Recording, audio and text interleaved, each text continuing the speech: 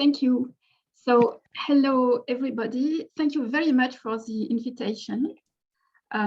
It's a pleasure to present here. It's a challenge too, because as Gabrielle just said, I'm a sociologist. I'm used to social science circles. I'm not a pain specialist. So it's a challenge to go out of my usual circles. My main interest, as also Gabrielle Paget just said, is social inequalities in access to care. And so it is with this interest in mind that I chose a few years ago to work on chronic pain. More precisely, I was curious to work on something I had read about, which is the difficulties that people have in making themselves believed when they say that they are in pain. So today I will begin by introducing this issue. We can go on the following slide with just a summary. Okay, thank you. So I will begin by introducing this issue that I call here the credibility denial, and I will explain how I approached it in my study from a social inequality perspective. And then I will present the results of my study, and finally I will conclude. So as for the introduction, we can go to the next slide. Thank you. Pain, as you know, cannot be seen, cannot be heard, cannot be touched. So someone who is in pain cannot expect his or her doctor to see his or her pain, to hear it, to touch it. So this person who is in pain, I'm going to say if he wants to tell others, and in particular to his doctor, he must express it in words, with facial expressions, with grins. And in the end, it's a whole staging. And it happens that this staging is not convincing. So the person is suspected of exaggerating or even inventing his pain. And this situation is all the more frequent when the pain is chronic. That is to say, when it has lasted for a few months and that it is interfering within the various spheres of social life, like to do one's work, to carry out family tasks, to maintain friendships. And so this disbelief arises where the interference happens, like in the workplace, in the family, among friends. In all these spheres, the reality of the pain supposed to justify the disturbances is questioned. This disbelief can also arise where it is less expected, which is in the doctor's office. And actually, what I read, it could even be actually quite frequent. The reasons are that doctors are usually rather uninformed about pain, which would be not enough discussed during their studies. But also doctors cannot ignore the risk of opiate dependence and the epidemic of overdoses. So there's combined a lack of knowledge with the distrust for the most effective drug treatments. So all this combined to lead to a general undertreatment of pain. And a pain that is not sufficiently treated is very likely to persist. And this is all the more true since not being believed is in itself a factor of chronicization or even aggravation. So the first problem when you are not believed by your doctor is that you are not treated and not relieved. But there is also a second problem. It is that there is a cascade effect of disbelief that spreads to the different spheres of the person's life. Because if the doctor does recognize the pain, then the people around, the entourage, will also recognize it more easily. But if the doctor does not recognize the pain, then it becomes more difficult to have it recognized by the entourage. The employer, for example, might not accept to adapt the work task or the work time if the pace is not validated by the doctor. So this may lead the person to stop working without a sick leave and then without being paid. This results in a loss of income, which in turn might disturb the family balance and also the friendships and so on. So all in all, there is a cascade of consequences in the person's life.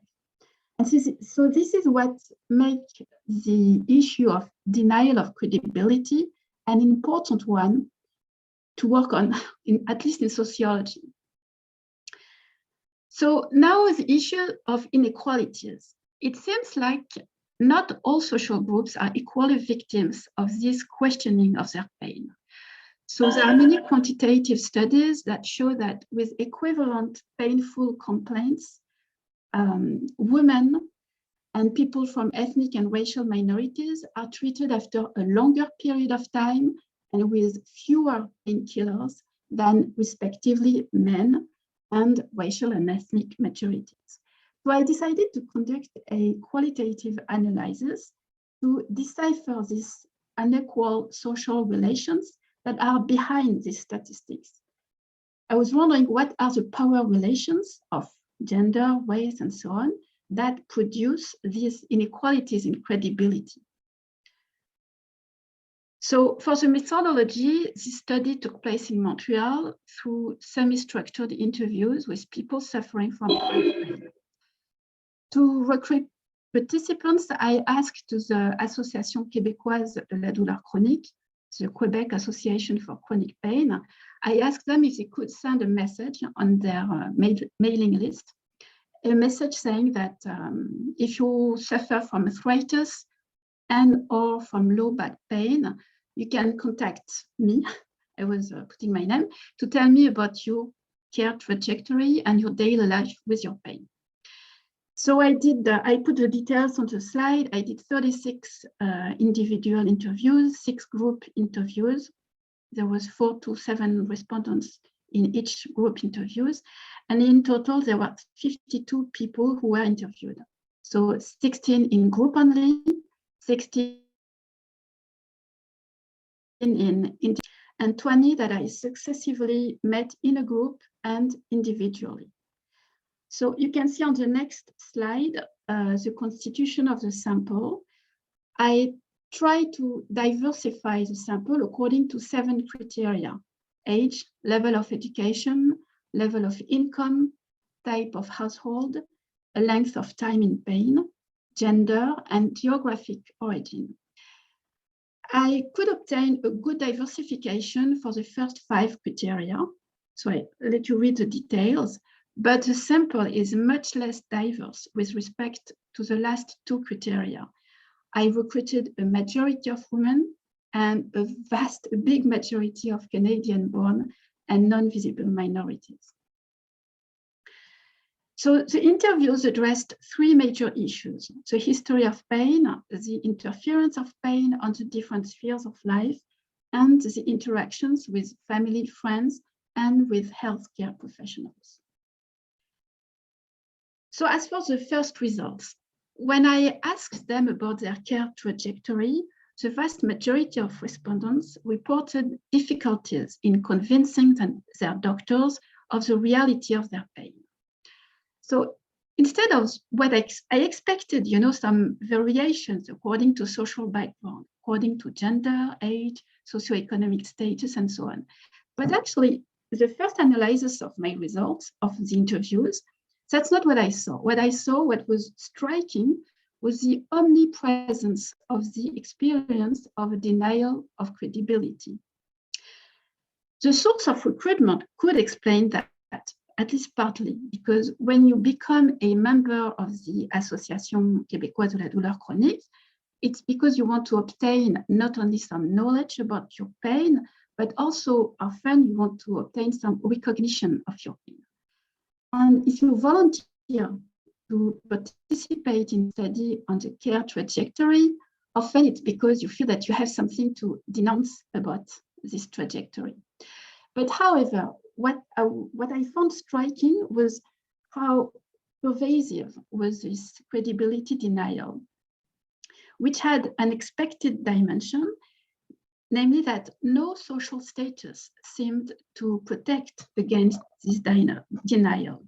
There were women, there were men, various ages, various socioeconomic status, the Canadian, but also the non-Canadian, and so on. So the sample was not representative of the population consulting for pain, but as I said, it was designed to include a diversity of social backgrounds. And what was striking was to see this diversity in the accounts of credibility denial. So at first glance, there was no inequalities in the difficulty to be believed. Anybody could be affected. But still, the inequality issue remained. Because when they were recounting their difficulties in being believed, the respondents described a loss of power. They described being less listened to. They say that they felt looked down upon, they felt suspected of exaggerating, suspected of lying, even of losing their minds. So in other words, the questioning of their story of pain placed them in an unequal relationship. And the power at stake here is what I call epistemic. It means that it is experiential knowledge of patients which is devalued in relation to the expert knowledge of doctors. Like if the doctor's knowledge was the only one recognized as credible in the context of this doctor-patient encounter. So this took me to reformulate the objective of the study. Taking note of this omnipresence of the experience of not being believed, it seemed important to me to begin by uncovering the mechanism of this loss of credibility before seeking, in a second phase, to identify the variations that the social characteristics of the patient impart to it. So, to say it again, it was necessary to first understand the inequality that is inherent in the denial of credibility, and later to distinguish credibility inequalities according to social characteristics. I don't know if you're familiar to the concept of intersectionality, but I can formulate this say that it was important to begin by analyzing the power relationship that are imposed on people living with pain, which is an epistemic relationship, in order to identify in the second phase how this epistemic relationship recombines, is reconfigurated according to the other power relations in presence, like racist or sexist. I can give an example, an analogy with another power relation, which is racism. You know that racist oppression is actualized differently according to the gender or to the social class of the person who is being racialized. For example, a very classical example, a Black woman does not experience sexist oppression in the same, and she does not experience racist oppression in the same way as a Black man does. That's why you say that there is a co-construction between racism and gender. But if you want to understand this co-construction of racism and sexism, you have first to identify what is the specificity of racism. And so here it's the same. In my study, I thought that if I wanted to understand the co-construction of this epistemic power relationship with gender, class, and so on, I first had to understand the specificities of this epistemic power relationship. So I decided to focus my analysis on the core of this credibility denial. First, what arguments do doctors recurrently use against their patients to deny their credibility? And then, why do these arguments work? Why do they succeed in destabilizing the patients, make them feel like they are losing power? So now if I come to my results and discussion, so the next slide is. Oh yeah, I'm sorry, I didn't say for the previous slide. So we can move to the next one. Yeah, okay. I'm sorry, I didn't check the slides. Anyway, so results and discussion. So the main arguments that I identified as being used by doctors is what I call the psychogenic interpretation. So first, how is it stated? This argument consists in saying that the pain that is not in the body is in the head, and therefore it is not quite true. This argument is stated when nothing is found in the medical examinations that could correspond to the alleged pain. This lack of objective reason for the pain is sufficient for leading to the psychogenic interpretation. But very often when people told me about it, this interpretation was reinforced by other elements. For example, when the pain changes location without any anatomical plausibility. It's for example, for people with fibromyalgia, the pain changes legs, arms, and so on. And so that leads the doctor to a psychogenic interpretation.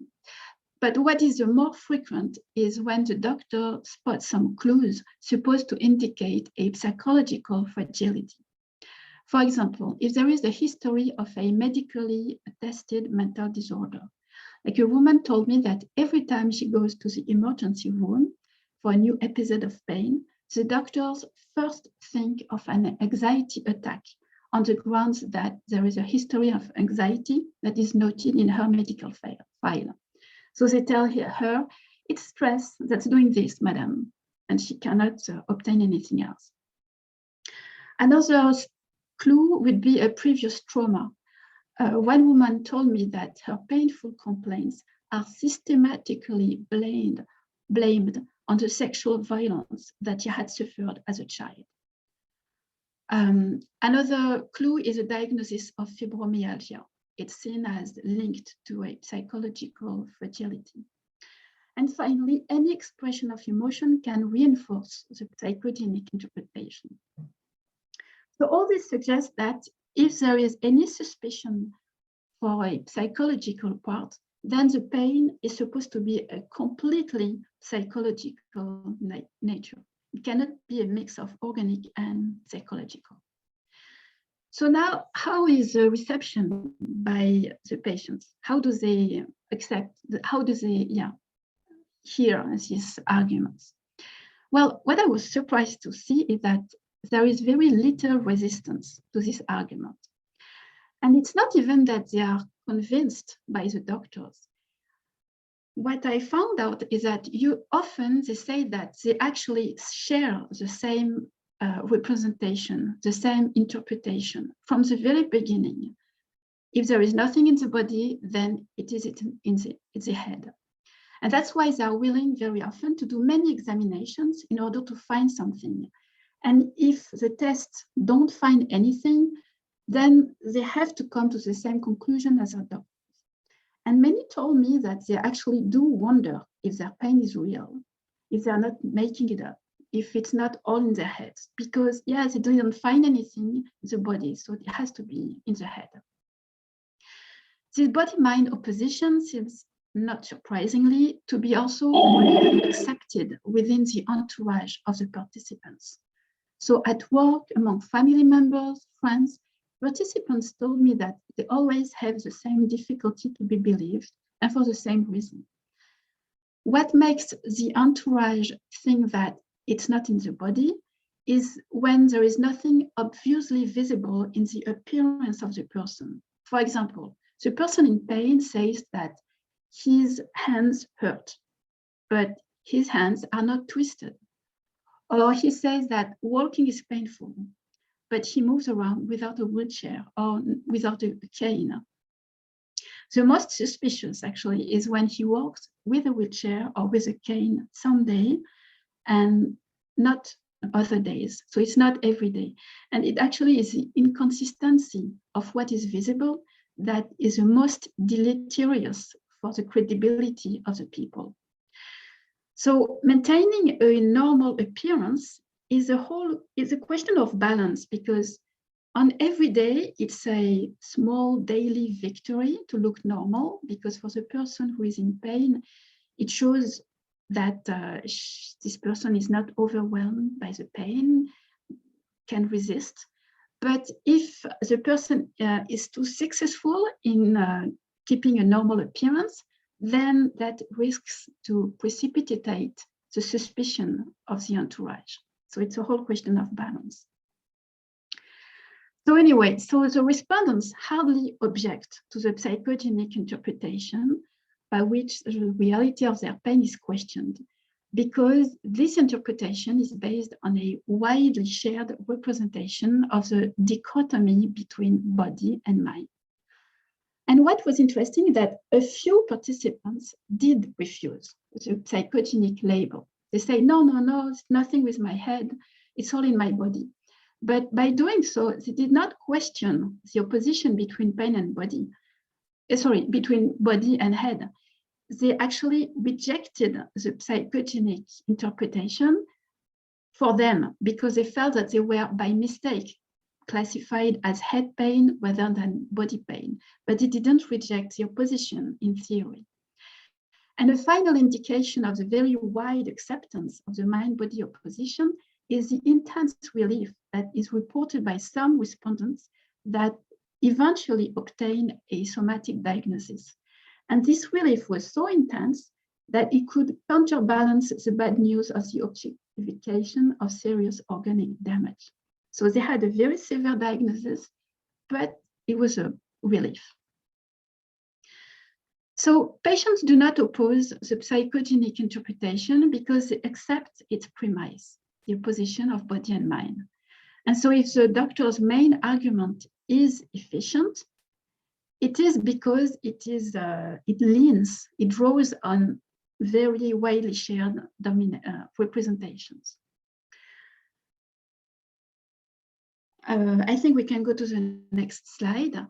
However, when I questioned patients about their own experience of pain, it was interesting because many of them made observations that make this mind-body opposition much more complex, suggesting that there are some tight links between mind and body, rather than a strict opposition between two independent entities. And so they made three types of observation which go into this direction. First, they observe that the mind plays a role in pain. Many people observe that stress aggravates pain, that being in a good mood relieves pain. And those who practice meditation feel that focusing on their pain with a relaxed mind gives them a sense of control, of acceptance, and ultimately of relief. Some reported that they felt that their pain was lessening during the interview, when we were doing the interview. And probably it was they say that probably it was coming from their relief of feeling believed. And according to some of them, it's even stronger than that. It's not just that the stress aggravates the pain, but it's also that the stress can provocate, then can trigger the pain. Some, for example, say that it was after that a member of the family would die, or after a burnout at work, or because of domestic violence, and they thought that this could provocate the beginning of the pain. Second observation is that pain affects the mind. So pain causes anxiety, irritability. One person told me that it could create anxiety just by remembering the pain, by anticipation. One person told me, I have anxiety attacks because I'm afraid of having pain. And so third observation, it's the links between mental and pain, which go in both directions and become entangled. For example, pain provokes emotion, such as anxiety, and these emotions in turn aggravate the pain. So it goes in circles. So they suggest complex bidirectional links between the mind and the painful body. And so it's very different from this clear-cut opposition in the name of it, which doctors discredit them. So my question was, why don't they counter the psychogenic interpretation, since their singular experience of pain gives them some arguments to do so? And so I had two different hypotheses to understand why they don't use their own experience to contradict the credibility denial. First is that they are not only the subjects of a singular experience, they are also members of the society. And as such, they accept the widely shared body-mind opposition. In sociology of epistemic inequalities, there is a concept, which is a concept of double vision. it designates the gap between the point of view of minority members and the dominant representations, which irrigate the whole of the society. And the dominant representations impose themselves on the singular point of view of the minority members. I give you an example when it is applied to racist relations. Racial minorities members, they experience racist discrimination. For example, when trying to get an employment, to get a job. That's their own singular experience. They have their own point of view. They know, they acknowledge that your race can impede you from getting a job. But this point of view does not fit with the dominant representation of meritocracy. Meritocracy is you get a job if you deserve it because you have the right diplomas and you have the right experience. And meritocracy is a dominant representation in our society. So it can be difficult for racial minority members to make themselves believed when they say that they didn't get a job because of their race, because it doesn't fit with the dominant representation of meritocracy. And sometimes they might find it even easier to accept the dominant representation and to let themselves be convinced by this dominant representation because they grew up in this society that tells us that if you make efforts, you will succeed in your professional life. So here it's the same. The experiential knowledge of people who are in pain informs them that their pain is real and that their mind does play a role in their pain. But the dominant representation disqualifies any painful complaint having a mental part. So they might give up their own experiential knowledge. So that's the first hypothesis. The second hypothesis is about, sheds light on the strength with which the psychogenic interpretation imposes itself on people with pain. But here it's not because people are members of the society, like in the first hypothesis, but it's because these people are patients. And so now to state this hypothesis, I'm going to leave the experience of patients, what I've been talking about so far, and I'm going to examine the way in which medicine objectifies pain.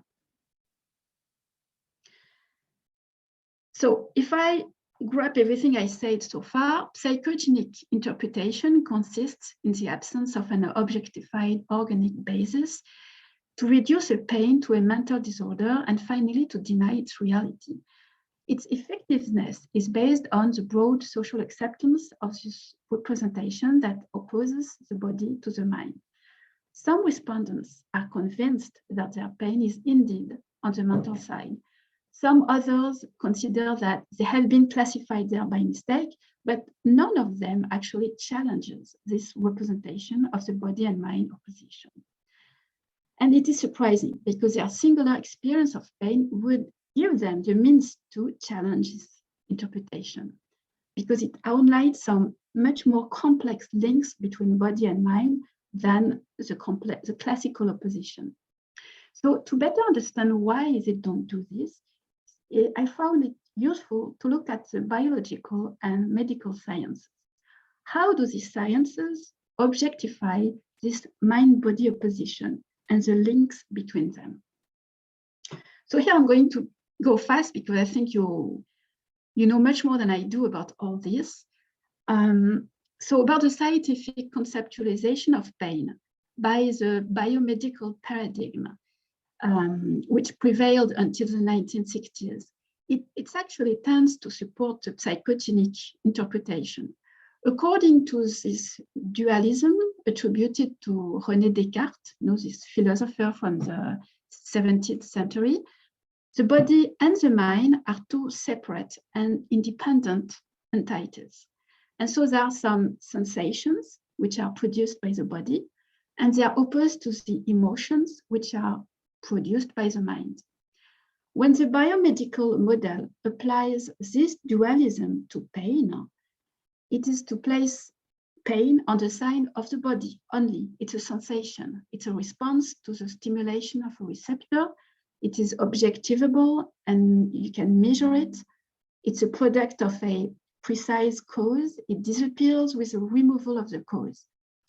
And in the opposite, the suffering, la souffrance en français, it's a mental counterpart of pain. It's an emotion. And like any emotion, it's irrational, it's subjective. And so this biomedical model finds a very clear echo in the psychogenic interpretation.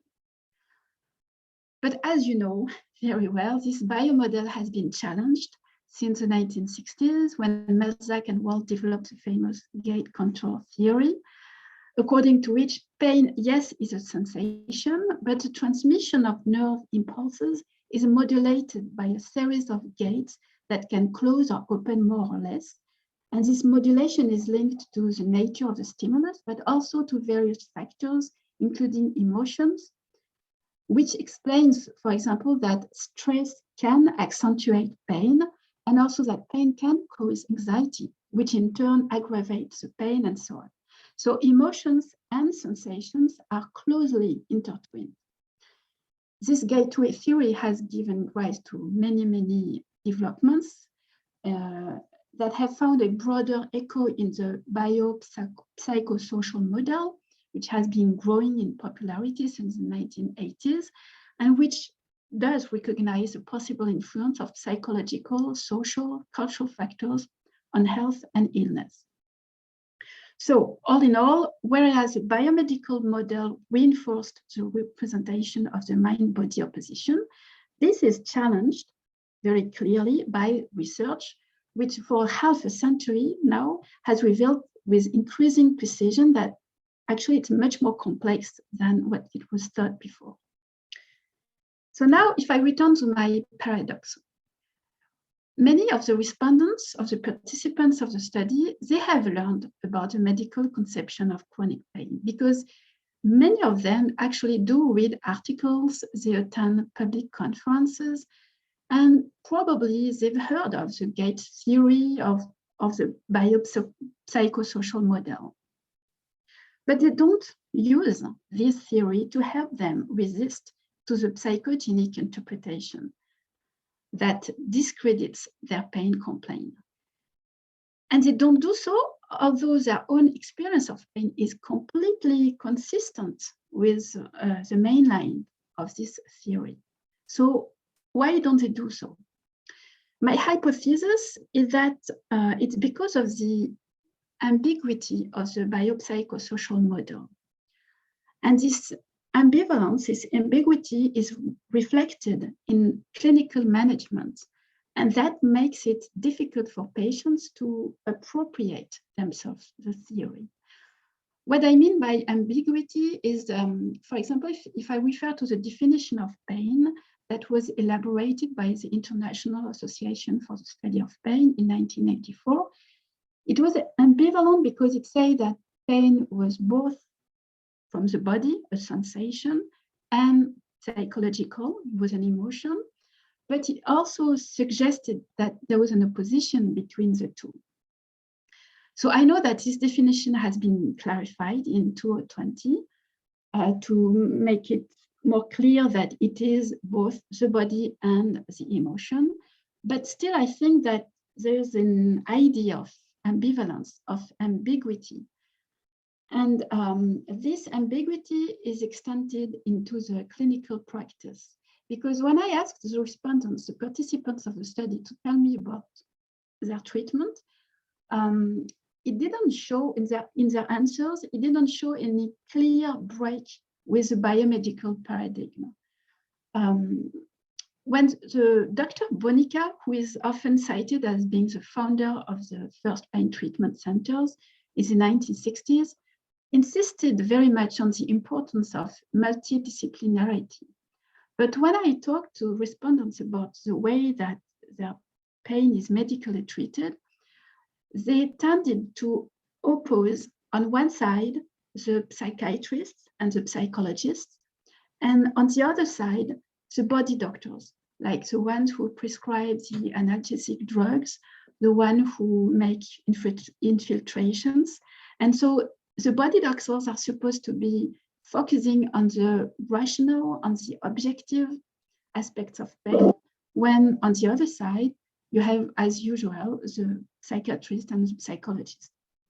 And so in the answers that I got, there was not much dialogue in between the two sides of the treatment.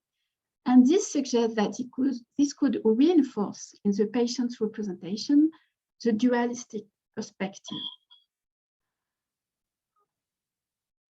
So for the conclusion, I'd like to make two remarks.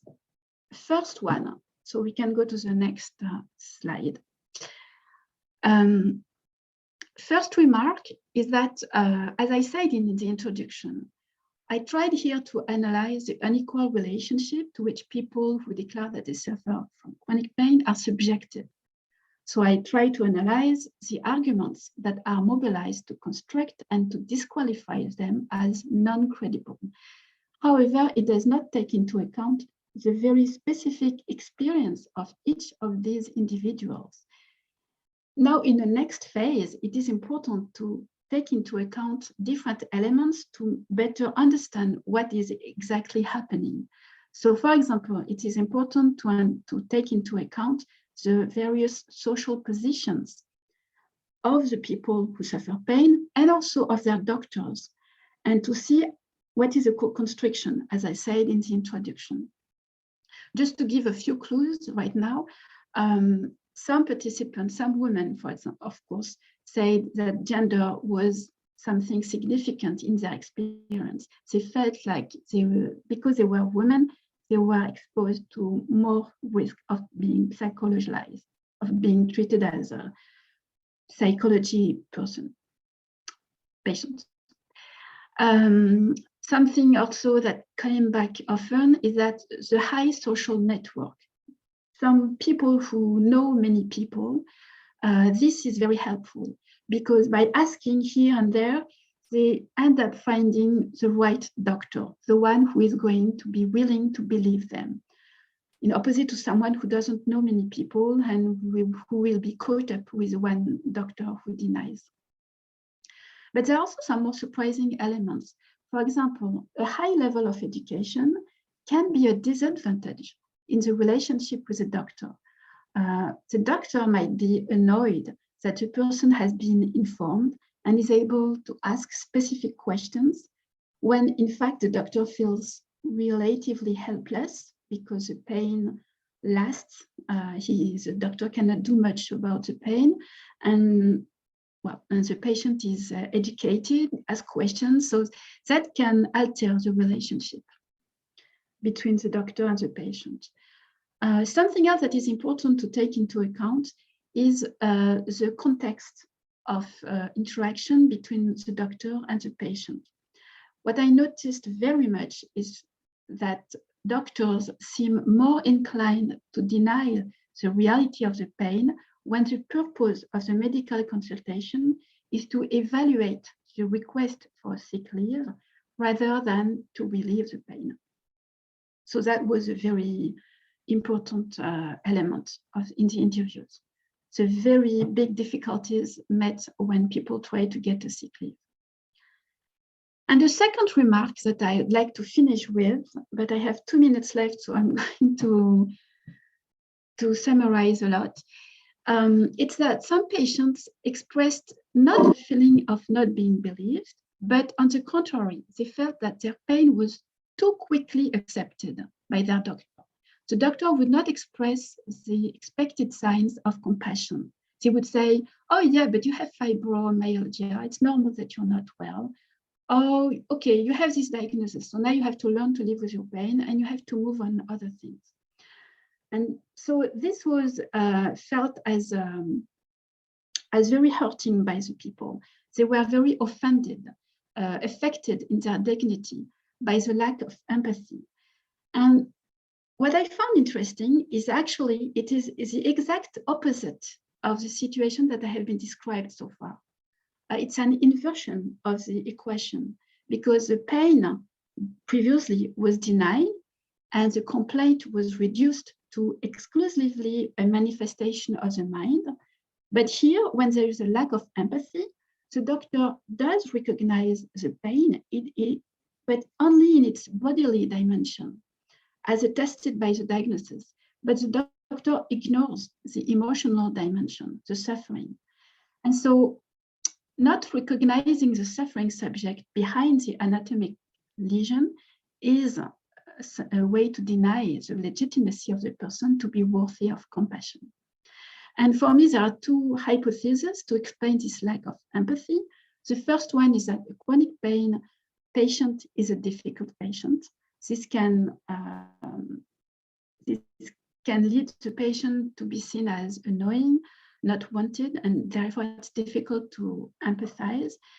And the second hypothesis, but here I'm going to be very quick, it's just that there is a general historical trend in the evolution of the doctor-patient relationship when, before, I will say, the second half of the 20th century, there was much more interest from the doctors to the discourse, to the speech of the patient, to his or her emotions. And when some more sophisticated examinations have been brought up, this interest for the discourse of the patient has been lessened. And anyway, so that's, yeah. So I'll just finish like this.